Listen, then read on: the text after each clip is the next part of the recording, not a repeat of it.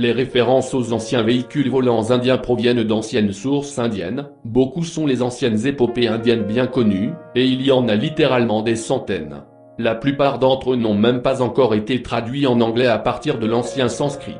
Il y a quelques années, les Chinois ont découvert des documents sanskrits à Lhasa, au Tibet, et les ont envoyés à l'université de Chandigarh pour être traduits. Le docteur Ruth Reina de l'université a récemment déclaré que les documents contiennent des instructions pour la construction de vaisseaux spatiaux interstellaires. Le Ramayana décrit un Vimana comme un avion cylindrique à double pont avec des hublots et un dôme. Il volait à la vitesse du vent et émettait un bourdonnement. Les textes indiens anciens sur Vimana sont si nombreux. Les anciens indiens ont écrit des manuels de vol entiers sur le contrôle de divers types de Vimana. Manuscrit ancien, Vimana le secret de la construction d'avions, décrit Vimana qui ne se cassera pas, ne pourra pas être coupé, ne prendra pas feu et ne pourra pas être détruit. Aussi le secret de rendre les avions immobiles, rendant les avions invisibles. Entendre des conversations et d'autres sons dans les avions ennemis. Le secret de recevoir des photographies de l'intérieur des avions ennemis.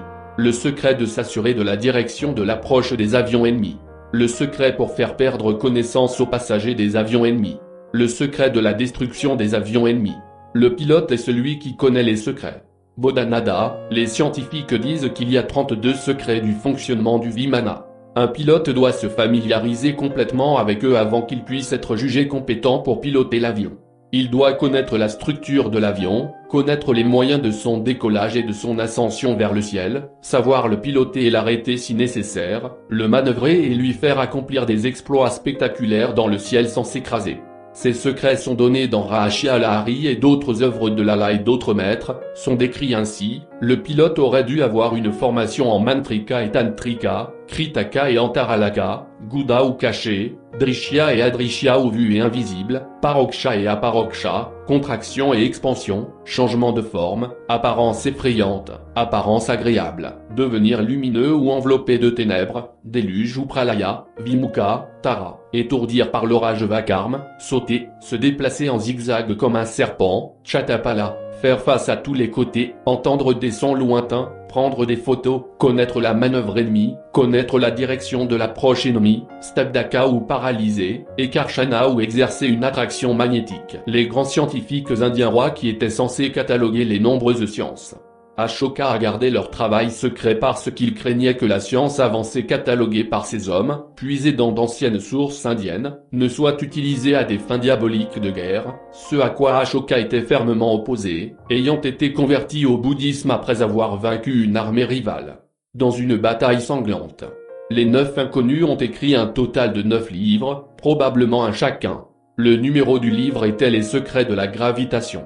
Ce livre, connu des historiens, mais qu'ils n'ont pas vu en réalité, traitait principalement du contrôle de la gravité. Il est vraisemblablement toujours quelque part, conservé dans une bibliothèque secrète en Inde, au Tibet ou ailleurs, peut-être même en Amérique du Nord quelque part. On peut certainement comprendre le raisonnement d'Ashoka pour vouloir garder une telle connaissance secrète, en supposant qu'elle existe. Ashoka était également au courant des guerres dévastatrices utilisant des véhicules aussi avancés et d'autres armes futuristes qui avaient détruit l'ancien empire Rama indien plusieurs milliers d'années auparavant. Le docteur Reina a déclaré qu'à bord de ces machines, appelées Astra par le texte, les anciens indiens auraient pu envoyer un détachement d'hommes sur n'importe quelle planète, selon le document, qui serait vieux de plusieurs milliers d'années. On disait aussi que les manuscrits révélaient le secret de l'Antima, le bonnet d'invisibilité et Garima. Comment devenir aussi lourd qu'une montagne de plomb?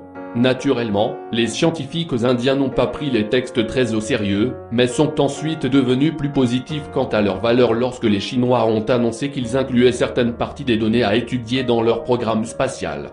Ce fut l'un des premiers exemples d'un gouvernement admettant faire des recherches sur l'antigravité. Les manuscrits ne disaient pas avec certitude qu'un voyage interplanétaire avait jamais été effectué, mais mentionnaient, de toute chose, un voyage prévu sur la Lune, bien qu'il ne soit pas clair si ce voyage a réellement été effectué.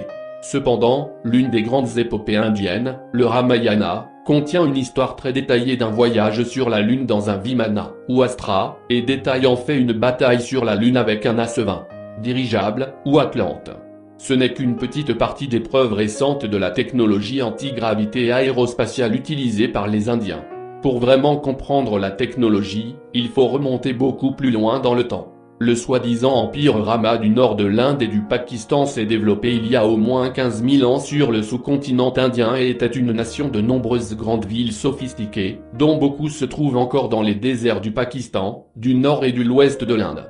Rama existait, apparemment, parallèlement à la civilisation atlante au milieu de l'océan Atlantique, et était gouverné par des prêtres rois éclairés qui gouvernaient les villes. Les 7 plus grandes capitales de Rama étaient connues dans les textes hindous classiques sous le nom de The Seven Rising Cities. Selon d'anciens textes indiens, les gens avaient des machines volantes appelées Vimana. Il ne semble y avoir aucun doute que les Vimana étaient alimentés par une sorte d'antigravité. Les Vimana décollaient verticalement et étaient capables de planer dans le ciel, comme un hélicoptère ou un dirigeable moderne. Bharadvaji le sage fait référence à pas moins de 70 autorités et 10 experts du transport aérien dans l'Antiquité. Ces sources sont aujourd'hui perdues. Les Vimana étaient conservés dans un Vimana Griha, une sorte de cintre, et on disait parfois qu'ils étaient propulsés par un liquide blanc jaunâtre, et parfois par une sorte de composé de mercure, bien que les écrivains semblent confus à ce sujet. Il est très probable que les auteurs ultérieurs sur Vimana aient écrit en tant qu'observateurs et à partir de textes antérieurs, aient été naturellement confus sur le principe de leur propulsion. Le liquide blanc jaunâtre ressemble étrangement à de l'essence, et peut-être que Vimana avait un certain nombre de sources de propulsion différentes, y compris des moteurs à combustion et même des moteurs à jet d'impulsion. Il est intéressant de noter que les nazis ont développé les premiers moteurs à jet d'impulsion pratiques pour leurs fusées V8 Buzz Bombs. Hitler et l'état-major nazi étaient exceptionnellement intéressés par l'Inde et le Tibet ancien et ont envoyé des expéditions dans ces deux endroits chaque année, à partir des années 30, selon le Dronaparva, qui fait partie du Mahabharata et du Ramayana. Un Vimana décrit avait la forme d'une sphère et était né à grande vitesse sur un vent puissant généré par le mercure. Il se déplaçait vers le haut, vers le bas, vers l'arrière et vers l'avant comme le pilote le souhaitait.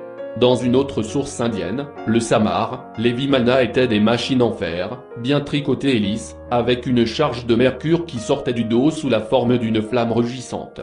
Un autre ouvrage appelé le Samarangana Sutradhara décrit comment les véhicules ont été construits. Il est possible que le mercure ait quelque chose à voir avec la propulsion, ou plus probablement, avec le système de guidage.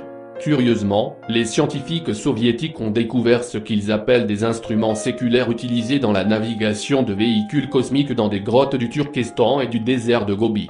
Les appareils sont des objets hémisphériques en verre ou en porcelaine, se terminant par un cône avec une goutte de mercure à l'intérieur.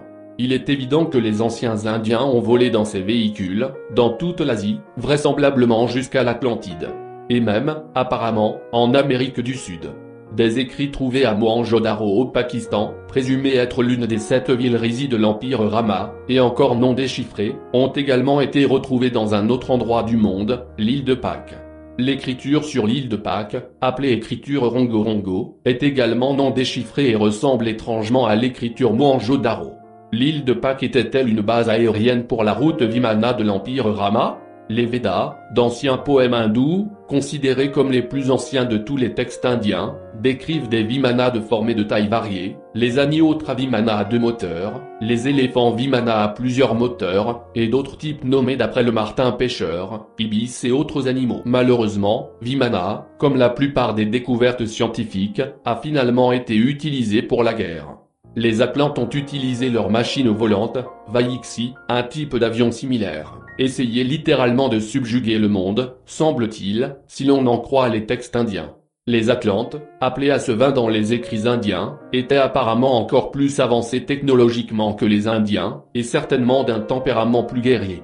Bien qu'aucun texte ancien sur les Vaixi Atlantes ne soit connu, certaines informations sont parvenues à travers des sources ésotériques occultes qui décrivent leurs machines volantes. Semblables, sinon identiques, aux Vimana, les Vaixi étaient généralement en forme de cigare et avaient la capacité de manœuvrer sous l'eau ainsi que dans l'atmosphère ou même dans l'espace. D'autres véhicules, comme les Vimana, avaient la forme d'une soucoupe et pouvaient apparemment aussi être submergés.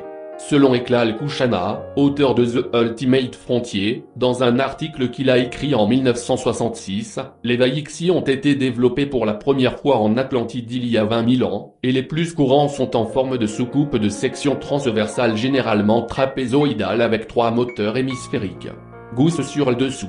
Ils utilisent un dispositif mécanique anti-gravité entraîné par des moteurs développant environ 80 000 chevaux. Le Ramayana, le Mahabharata et d'autres textes parlent de la guerre hideuse qui a eu lieu, il y a environ 10 ou 12 000 ans, entre l'Atlantide et Rama en utilisant des armes de destruction qui ne pouvaient être imaginées par les lecteurs jusqu'à la seconde moitié de ce siècle.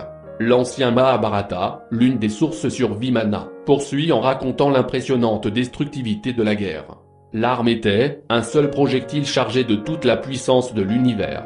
Une colonne incandescente de fumée et de flammes aussi brillante que les 1000 soleils s'élevait dans toute sa splendeur. Un coup de foudre de fer, un gigantesque messager de mort, qui réduisit en cendres toute la race des Vrishni et des Andaka. Les cadavres étaient tellement brûlés qu'ils étaient méconnaissables. Les cheveux et les ongles sont tombés. La poterie s'est cassée sans cause apparente, et les oiseaux sont devenus blancs. Au bout de quelques heures, toutes les denrées alimentaires étaient infectées. Pour échapper à cet incendie, les soldats se sont jetés dans les ruisseaux pour se laver et laver leur équipement. Il semblerait que le Mahabharata décrive une guerre atomique. Des références comme celle-ci ne sont pas isolées. Mais les batailles, utilisant une fantastique gamme d'armes et de véhicules aériens, sont courantes dans tous les livres épiques indiens. L'un d'eux décrit même une bataille Vimanavayi sur la Lune. La section ci-dessus décrit très précisément à quoi ressemblerait une explosion atomique et les effets de la radioactivité sur la population. Sauter dans l'eau est le seul répit. Lorsque la ville de Rizi de Mohenjo-Daro a été fouillée par des archéologues au siècle dernier, ils ont trouvé des squelettes allongés dans les rues, certains d'entre eux se tenant la main, comme si un grand malheur les avait soudainement rattrapés. Ces squelettes sont parmi les plus radioactifs jamais découverts, à égalité avec ceux trouvés à Hiroshima et Nagasaki. Des cités antiques dont les murs de briques et de pierre ont été littéralement vitrifiés, qui sont fusionnés, peuvent être trouvés en Inde, en Irlande, en Écosse, en France, en Turquie et ailleurs. Il n'y a pas d'explication logique à la vitrification des forts et des villes en pierre, à l'exception d'une explosion atomique. De plus, à Mohenjo-Daro, une ville bien planifiée posée sur une grille, avec un système de plomberie supérieur à ceux utilisés au Pakistan et en Inde aujourd'hui, les rues étaient jonchées de morceaux de verre noir. Ces globes de verre ont été découverts comme étant des pots en argile qui avaient fondu sous une chaleur intense. Avec le naufrage cataclysmique de l'Atlantide et l'anéantissement de Rama avec des armes atomiques, le monde s'est effondré dans une sorte d'éage de pierre, et l'histoire moderne reprend quelques milliers d'années plus tard. Pourtant, il semblerait que tous les Vimana et Vayiksi de Rama et de l'Atlantide avaient disparu. Construits pour durer des milliers d'années, beaucoup d'entre eux seraient encore utilisés, comme en témoignent les 9 inconnus d'Ashoka et le manuscrit de Lhasa. Que des sociétés secrètes ou des confréries d'êtres humains exceptionnels, éclairés, aient préservé ces inventions et la connaissance de la science, de l'histoire, etc., ne semble pas surprenant.